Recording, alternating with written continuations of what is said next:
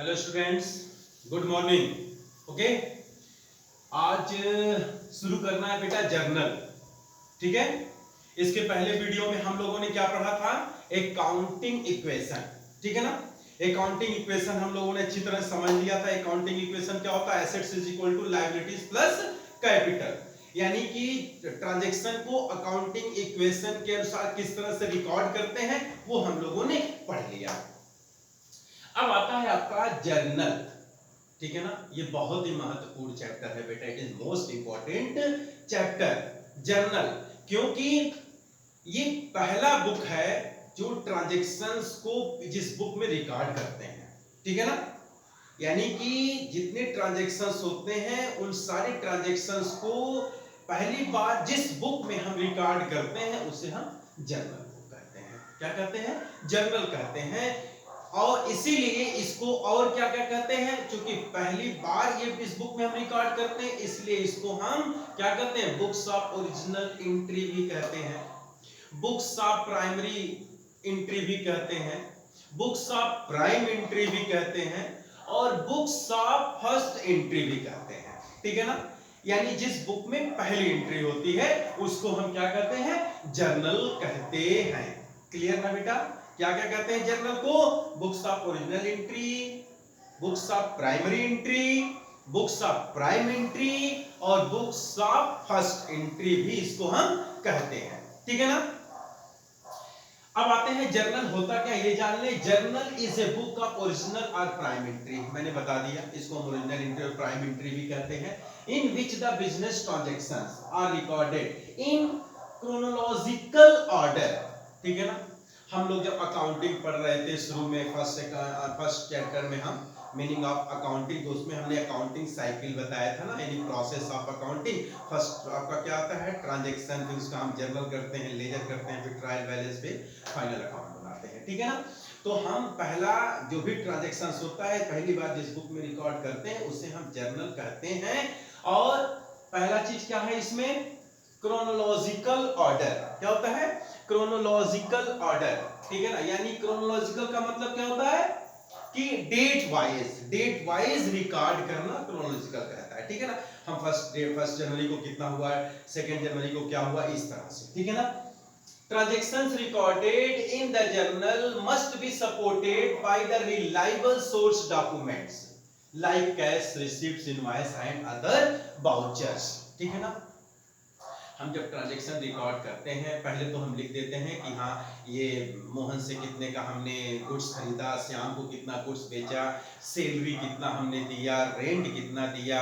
ठीक है ना। इन सारे जितने भी एक्सपेंस होते हैं उनका वाउचर होता है, और जितने भी हम सेल किया तो सेल का हम इनवॉइस भी बनता है। ठीक है ना। उसी के अकॉर्डिंग हम ट्रांजैक्शन रिकॉर्ड करते हैं। ठीक है ना। उसको हम क्या कहते हैं? जर्नल कहते हैं। डेट वाइज जितने भी ट्रांजैक्शंस होते हैं फर्स्ट स्टेप में जिस बुक में हम रिकॉर्ड करते हैं उसको हम जर्नल कहते हैं। I think it's okay.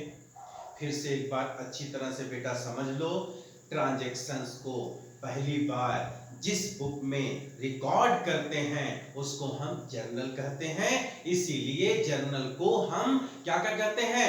Books of original entry कहते हैं, बुक्स ऑफ प्राइम एंट्री भी कहते हैं, बुक्स ऑफ प्राइमरी एंट्री भी कहते हैं, बुक्स ऑफ फर्स्ट एंट्री भी कहते हैं। यानी क्रोनोलॉजिकल ऑर्डर में ट्रांजैक्शंस को जिस बुक में रिकॉर्ड करते हैं उसे हम जर्नल कहते हैं। I think it's okay. ये हो गया।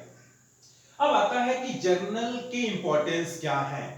सबसे पहला तो इंपॉर्टेंस ये है कि हमें डेट वाइज रिकॉर्ड हमारा बन गया।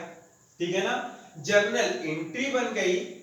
ठीक है ना। जर्नल एंट्री बन गया, डेट वाइज रिकॉर्ड हमने कर लिया, उसका हमने जर्नल एंट्री कर लिया। अब दूसरा स्टेप आता है हमारा क्या? Second step of ledger. यानी जर्नल में हम सारे ट्रांजैक्शन कर लिए, फिर उनका अलग अलग अकाउंट बनाते हैं और उनसे रिलेटेड ट्रांजैक्शन उसमें हम रिकॉर्ड करते हैं, उसे हम लेजर या पोस्टिंग भी कहते हैं। ठीक है ना बेटा। ये हो गया हमारा इंपॉर्टेंस। कैरेक्टरिस्टिक और फीचर्स ऑफ जर्नल। ठीक है ना। इसका क्या क्या फीचर्स हैं? बुक्स ऑफ ओरिजिनल एंट्री, यानी हमारी ओरिजिनल एंट्री बन गई बुक्स में। क्रोनोलॉजिकल ऑर्डर में हो गया, यानी डेट वाइज हमने रिकॉर्ड बना लिया। डबल एंट्री सिस्टम हम लोगों ने पढ़ लिया था, हर अकाउंट के दो एस्पेक्ट होते हैं, एक होता है डेबिट और एक होता है क्रेडिट, ठीक है ना। यानी अगर कोई भी एसेट्स भी होता है तो एक एसेट्स हमारा डिक्रीज करेगा और एक इंक्रीज करेगा, ठीक है ना, दोनों का अमाउंट इक्वल होता है। ये हो गया डबल एंट्री सिस्टम के अकॉर्डिंग। नरेशन, नरेशन का मतलब होता है brief description of this transaction, यानी जिस ट्रांजैक्शन की हम एंट्री किए हैं उसका पूर्ण विवरण नीचे हम देते हैं। क्या करते हैं? Brief description of this transactions, okay, उसे हम क्या कहेंगे? नरेशन कहते हैं। क्लियर बेटा? डेली बेसिस, हम जर्नल में जो भी हम ट्रांजैक्शन करेंगे डेली बेसिस पर ही करते हैं, यानी कि अगर हम फर्स्ट मंथ का, फर्स्ट मंथ में सारे डेट में कब कब डेट में कितना ट्रांजैक्शन हो उसको हम रिकॉर्ड करते हैं। I think it's okay. अब फॉर्मेट ऑफ जर्नल, जर्नल का फॉर्मेट क्या है ये देख लो बेटा। सबसे पहले ऊपर इन द बुक्स ऑफ, जिस बुक में हम रिकॉर्ड करते हैं लिख देते हैं in the books of Mohan, Sohan या जो भी है उसका कर देंगे जर्नल। इसके 5 कॉलम होते हैं, there are 5 columns in journal. पहला क्या होता है? डेट, यानी किस डेट में क्या ट्रांजैक्शन है वो डेट में हम लिखते हैं। सेकेंड आपका पार्टिकुलर्स, ठीक है ना, कौन से ट्रांजैक्शन को रिकॉर्ड करना है वो हम लिख देते हैं डेबिट क्रेडिट। लेजर फोलियो, यानी इस जर्नल की पोस्टिंग कितने नंबर पेज पर है वो हम लेजर फोलियो में लिख देते हैं। और आपका चौथा डेबिट अमाउंट और पांचवा क्रेडिट अमाउंट। डेबिट अमाउंट कितना है, क्रेडिट अमाउंट कितना है वो लिख देते हैं, ठीक है ना। कितने कॉलम है जर्नल के? 5 column, date, particular, ledger folio, amount debit और अमाउंट क्रेडिट। क्लियर हो गया बेटा? जर्नल क्या होता है? All transactions recorded in which book is journal, ठीक है ना, रिकॉर्डेड इन क्रोनोलॉजिकल ऑर्डर, ठीक है ना, वो जर्नल कहलाता है। इसके 5 कॉलम होते हैं, date, particular, ledger folio, amount debit और अमाउंट क्रेडिट, ठीक है ना। अब हो गया हमारा जर्नल क्या होता है, जर्नल के कॉलम कितने होते हैं ये समझ गए। अब नेक्स्ट आता है हम उसमें ट्रांजैक्शन यानी एंट्री करेंगे कैसे। कोई एंट्री डेबिट होगा और कोई एंट्री क्रेडिट होगा, ठीक है ना। तो हमने अकाउंट में बताया था, गोल्डन रूल मैंने बता दिया था, ठीक है ना। अकाउंट 3 प्रकार के होते हैं, मैंने बताया था, पर्सनल, रियल एंड नॉमिनल, ठीक है ना। पर्सनल, इम्पर्सनल में 2 हो जाते हैं, रियल और नॉमिनल। तीनों के मैंने गोल्डन रूल बता दिए थे। पर्सनल का गोल्डन रूल क्या बताया था? Debit the receiver and credit the giver. Real account का क्या बताया था? Debit what comes in, credit what goes out. Nominal का क्या था? All expenses and losses are debited and all incomes and profits are credited. Personal account person से related होते हैं, Mohan, Sohan, Ravi and company, Mohan and company, और रिप्रेजेंटेटिव में ले लीजिए तो outstanding, prepaid income, accrued income और अनएक्रूड इनकम। रियल अकाउंट एसेट से रिलेटेड होते हैं, ठीक है ना, डेटर्स को छोड़ करके। उसके बाद आपका नॉमिनल अकाउंट एक्सपेंसेस और लॉसेस से रिलेटेड होते हैं। I think it's okay. Okay, अब देखिए rules of debit and credit. अब हम हमारे सारे ट्रांजैक्शंस किससे रिलेटेड होते हैं? एसेट से रिलेटेड होंगे, लायबिलिटीज से रिलेटेड होंगे, कैपिटल से रिलेटेड होंगे, एक्सपेंसेस से और इनकम से रिलेटेड, बस यही होंगे। अब हम इसको देख लें कि अगर एसेट्स अगर हमारा बढ़ता है तो क्या होगा, अगर घटता है तो क्या होता है, यानी परचेज करते हैं, अगर हम खरीदते हैं तो उसे हम क्या करेंगे, अगर हम बेचते हैं तो क्या करेंगे। लायबिलिटीज अगर हमारा बढ़ जाता है तब क्या करेंगे, घट जाता है तो क्या होगा, देखते हैं इसको हम। Types of account, assets, liabilities, capital account, expenses account, revenue और इनकम अकाउंट। एसेट्स अकाउंट किससे रिलेटेड है? ये रियल अकाउंट से रिलेटेड है। रियल अकाउंट का रूल क्या था? Debit what comes in, credit what goes out. जो भी एसेट्स आता है वो डेबिट, यानी आता का मतलब इंक्रीज होगा तो डेबिट, डिक्रीज होगा तो क्रेडिट। क्लियर ना? देख लीजिए, एसेट्स इंक्रीज होगा तो डेबिट, डिक्रीज होगा तो credit. I think it's okay. खरीदेंगे तो डेबिट, बेचेंगे तो क्रेडिट हो जाएगा। क्लियर ना? ओके। लायबिलिटीज अकाउंट अगर बढ़ता है, लायबिलिटीज बढ़ गया तो क्या कर देंगे, क्रेडिट कर देंगे, और घट गया तो उसे हम डेबिट कर देंगे। लोन, बैंक से लोन ले लिया हमने तो हमारे पास लायबिलिटीज बढ़ गया ना, तो क्या कर देंगे उसको, लोन क्या होता है, क्रेडिट होता है। यानी लायबिलिटीज, एक बात जान लो बेटा, एसेट्स और एक्सपेंसेस ये हमेशा इनका ओपनिंग बैलेंस डेबिट होगा, ठीक है ना। यानी ये दो चीज अगर बढ़ेगा तो डेबिट होगा, लायबिलिटीज और कैपिटल ये बढ़ेगा तो हमेशा क्रेडिट होगा। ये ध्यान देना, दो चीजें, एसेट्स और एक्सपेंसेस हमेशा डेबिट होंगे और घटेंगे तो क्रेडिट होंगे, लायबिलिटीज और कैपिटल हमेशा क्या होंगे, बढ़ेंगे तो आपका क्रेडिट और घटेगा तो डेबिट, ठीक है ना। अब आइए, लायबिलिटीज अकाउंट इंक्रीज होगा तो आपका क्रेडिट, डिक्रीज होगा तो आपका डेबिट हो जाएगा। कैपिटल अकाउंट ये भी हमारा वही होगा, इंक्रीज होगा तो क्रेडिट और डिक्रीज होगा तो डेबिट। एक्सपेंसेस मैंने बताया था, एक्सपेंसेस और एसेट्स ये दोनों डेबिट होंगे, इंक्रीज होगा तो डेबिट, डिक्रीज हो जाएगा तो क्रेडिट होगा।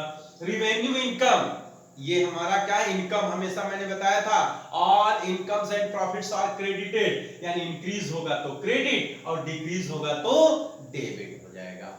I think it's okay, clear ना। एसेट्स, एक्सपेंसेस ये दो चीजें हमेशा बढ़ेंगे तो डेबिट होंगे, घटेगा तो क्रेडिट होगा, और आपका लायबिलिटीज, कैपिटल और इनकम जस्ट इसका अपोजिट, यानी बढ़ेगा तो क्रेडिट होगा और घटेगा तो डेबिट होगा। क्लियर है, ओके बेटा। अब ये चीजें हम समझ गए, डेबिट कौन होगा, क्रेडिट कौन होगा। ऐसे मान लो हमने मशीन खरीदा, बॉट मशीनरी इन कैश, हमने मशीन इन कैश में खरीदा, तो हमारे पास आया क्या, मशीन, मशीन बढ़ गया, अब घट गया एसेट्स घट गया, जो डिक्रीज हो गया उसको हम क्रेडिट कर देंगे, जो इंक्रीज हो गया उसको हम डेबिट कर देंगे। तो एंट्री क्या हो जाएगी, machinery account debit to cash account, machine को डेबिट कर देंगे और कैश को क्रेडिट कर देते हैं, पक्का ना, ओके। अब आइए स्टेप इन जर्नलाइज, अब हमारा स्टेप क्या क्या होगा जर्नल में एंट्री करने का, ठीक है ना। पहला स्टेप, जब कोई ट्रांजैक्शन आएगा तो हम सबसे पहले उसको रिकॉग्नाइज यानी पहचानेंगे, ये कौन सा जर्नल होगा, कौन सा हमारा ये स्टेप, कौन सा अकाउंट होगा ये। जैसे मान लो हमने एंट्री कर लिया, ही एंट्री ले लेते हैं बॉट मशीनरी, बॉट मशीनरी। अब पहले पहचानेंगे कि ये क्या है, हमारा एसेट बढ़ रहा है कि घट रहा है, तो हाँ ये दोनों एसेट्स हो रहे हैं, एक बढ़ रहा है और एक घट रहा है, ये क्लियर हो गया हमारा, हमने पहचान लिया किस अकाउंट से रिलेटेड है, तो किससे रिलेटेड है, दोनों एसेट्स हैं तो रियल अकाउंट से रिलेटेड है। दूसरा स्टेप नेचर, किस नेचर के हैं हमारे, ठीक है ना, नेचर का मतलब किस अकाउंट से रिलेटेड है, ठीक है ना, वो हम देख लेंगे। तीसरा आपका rules of debit and credit, यानी हमारा जब हम पहचान लेंगे कि ये इस रिलेटेड है, पहला स्टेप क्या था, हम रिकॉग्नाइज करेंगे हाँ एक एसेट से एक लायबिलिटी। दूसरा क्या होगा, किस अकाउंट से रिलेटेड, जब अकाउंट से रिलेटेड पता चल जाएगा तब तुरंत आ जाएगा हमें डेबिट और क्रेडिट किसको करना है, ठीक है ना। चौथा स्टेप क्या है आपका, amount of debit and credit, जब हमें ये पता चल गया कौन डेबिट होगा कौन क्रेडिट होगा तो अमाउंट भी डेबिट क्रेडिट कर देंगे हम। पांचवा क्या है, क्रोनोलॉजिकल ऑर्डर के अकॉर्डिंग हम डेट मेंशन करेंगे, ठीक है ना, यानी किस तो ट्रांजैक्शन किस डेट में से, हमने 10 तारीख को 10 अप्रैल 2019 को हमने मशीन खरीदा, ठीक है ना, तो हम सबसे पहले 10 अप्रैल 2019 डाल देंगे। मशीन खरीदा यानी बॉट मशीनरी, हम पहचान गए कि हाँ ये कौन सा है, मशीन है, एक क्या जा रहा है, कैश आ रहा है, मशीन आ रहा है कैश जा रहा है, ठीक है ना। किस अकाउंट से रिलेटेड है, नेचर हम पता कर लेंगे, तो हाँ किससे रिलेटेड है ये, तो रियल अकाउंट से रिलेटेड है, ठीक है ना। तो रूल्स ऑफ डेबिट क्रेडिट क्या हो जाएगा, तो हाँ मैं रियल अकाउंट से रिलेटेड है तो जो आएगा वो डेबिट, जो जाएगा वो क्रेडिट, तो हम मशीन आ रहा है तो मशीन को डेबिट करेंगे, कैश जा रहा है तो कैश को क्रेडिट कर देंगे। उसके बाद हम क्या करेंगे, अमाउंट डाल देंगे और डेट मेंशन कर देंगे, पक्का ना। फिर उसके बाद नेक्स्ट आता है पार्टिकुलर, हमारा ये होगा पार्टिकुलर में हम किस तरह से उसकी एंट्री करेंगे। तो बेटा अच्छी तरह समझ जाओ, जब भी हम एंट्री करना शुरू करते हैं अगर कोई चीज का, ठीक है ना, तो हम सबसे पहले मशीन खरीदा मान लो ले लेते हैं, तो मशीनरी अकाउंट, मशीनरी लिखेंगे, जब भी हमारा कोई भी ट्रांजैक्शन लिखेंगे पहला कैपिटल लेटर में होगा, मशीन का एम कैपिटल लेटर में लिखना होगा, मशीनरी, फिर अकाउंट में ए कैपिटल लेटर में होगा, सी स्मॉल लेटर में होगा। ये नहीं कि दोनों स्मॉल लेटर में लिख दिए आप या दोनों कैपिटल लेटर में लिख दिए। तो आपका ए कैपिटल लेटर में होगा, ऑब्लिक सी जो है स्मॉल लेटर में होगा। फिर उसके बाद डैश दे करके थोड़े स्पेस दे करके हम डेबिट लिखते हैं। उसके बाद जिसको हमें क्रेडिट करना होता है तो हम थोड़ा सा स्पेस लेकर के टू लिखते हैं, टू, टी ओ, और टू का हमेशा टी कैपिटल लेटर में होगा, टी हमेशा कैपिटल लेटर में होगा, टू लिखेंगे। और उसके बाद हमारा कैश अकाउंट है तो टू कैश अकाउंट, कैश का सी कैपिटल लेटर में, और अकाउंट लिखेंगे ए कैपिटल लेटर और सी स्मॉल लेटर में। बस ये टू का मतलब क्रेडिट, ये नहीं कि to cash account credit, credit नहीं लिखते, टू का मतलब ये क्रेडिट हो गया। तो ट्रांजैक्शन क्या बन गया, हम डेट डालेंगे 10 अप्रैल 2019 डेट डल गया। मशीनरी अकाउंट, मशीनरी लिखेंगे, अकाउंट में ए हमेशा कैपिटल लेटर में लिखेंगे, सी स्मॉल लेटर में लिखेंगे, फिर डेबिट हो जाएगा।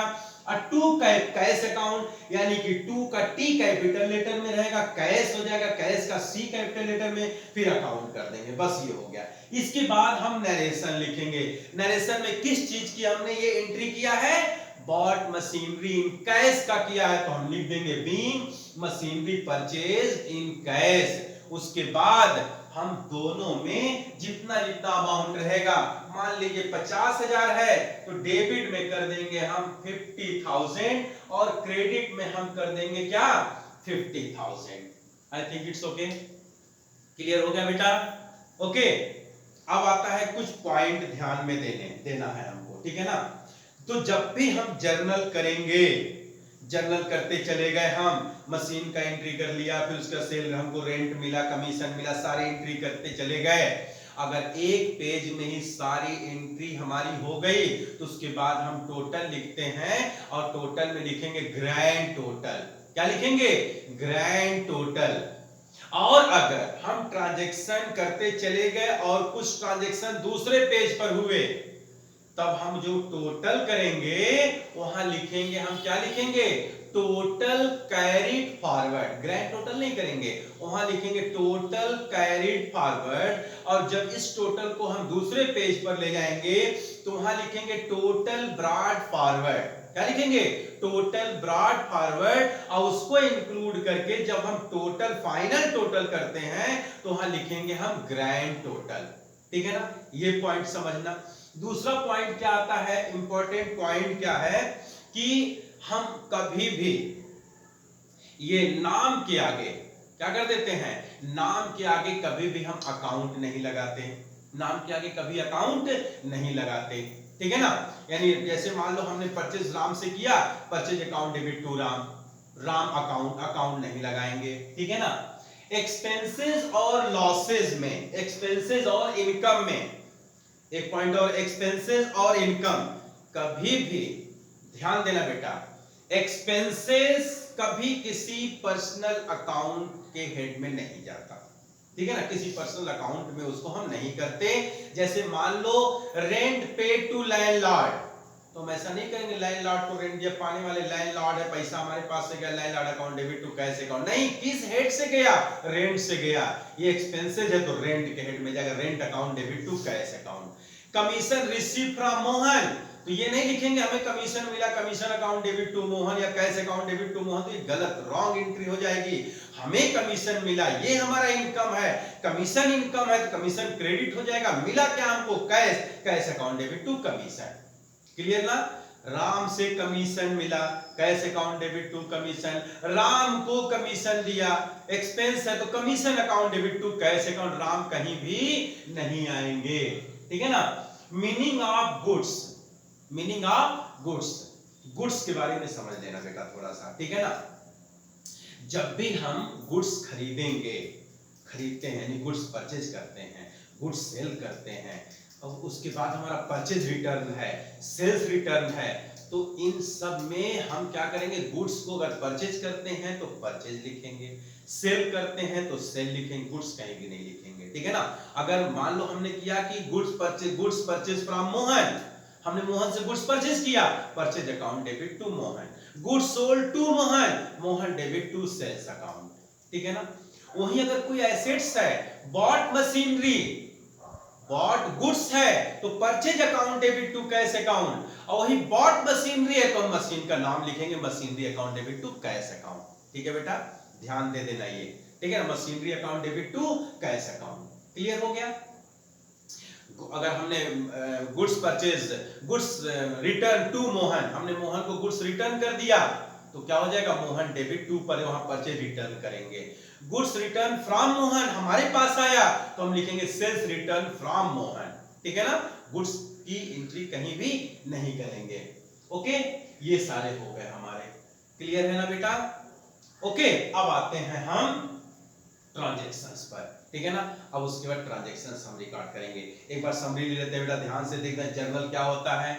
Journal is the first original entry, पहला हमारा होता है ये जिसमें हम सारे रिकॉर्ड करते हैं, all transactions recorded in which book according to the chronological order is called journal. इसलिए इसको हम क्या कहते हैं, और बुक्स ऑफ ओरिजिनल एंट्री भी कहते हैं, बुक्स ऑफ प्राइम एंट्री भी कहते हैं, बुक्स ऑफ प्राइमरी एंट्री भी कहते हैं, बुक्स ऑफ फर्स्ट एंट्री भी कहते हैं। ओके, इसके 5 कॉलम होते हैं, date, particular, ledger, folio, amount debit और अमाउंट क्रेडिट होता है। रूल्स हमने ये सारे बता दिए। ठीक है बेटा, समझ में आ गया? क्लियर है ये? अब इसके बाद हम लोग ट्रांजैक्शन पढ़ेंगे। ठीक है, ठीक है बेटा, समझ में आ गया? अगर समझ में आ जाता है तो इसको लाइक और शेयर जरूर कर देना। ठीक है, ओके, बाय।